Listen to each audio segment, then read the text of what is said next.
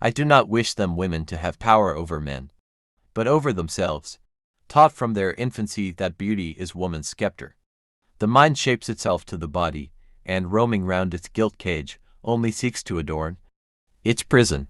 No man chooses evil because it is evil, he only mistakes it for happiness, the good he seeks. The beginning is always today. I love my man as my fellow, but his scepter, real or usurped, extends not to me. Strengthen the female mind by enlarging it, and there will be an end to blind obedience. The more I see of the world, the more I am dissatisfied with it, and every day confirms my belief of the inconsistency of all human characters. I do not wish women to have power over men, but over themselves. If women be educated for dependence, that is, to act according to the will of another fallible being, and submit, right or wrong, to power, where are we to stop? It is justice, not charity, that is wanting in the world. Make women rational creatures and free citizens, and they will quickly become good wives, that is, if men do not neglect the duties of husbands and fathers. My own sex, I hope, will excuse me if I treat them like rational creatures, instead of flattering their fascinating graces, and viewing them as if they were in a state of perpetual childhood, unable to stand alone. The mind will ever be unstable that has only prejudices. A nation will not be great in the future, unless the education of the women be improved. The divine right of husbands, like the divine right of kings, may, it is to be hoped, in this enlightened age, be contested without danger. Virtue can only flourish among equals.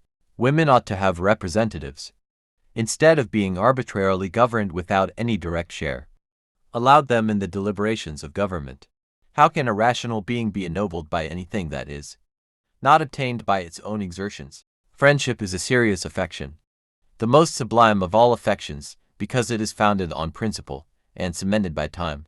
Independence I have long considered as the grand blessing of life, the basis of every virtue, and independence I will ever secure by contracting my wants. Though I were to live on a barren heath, the beginning is always today.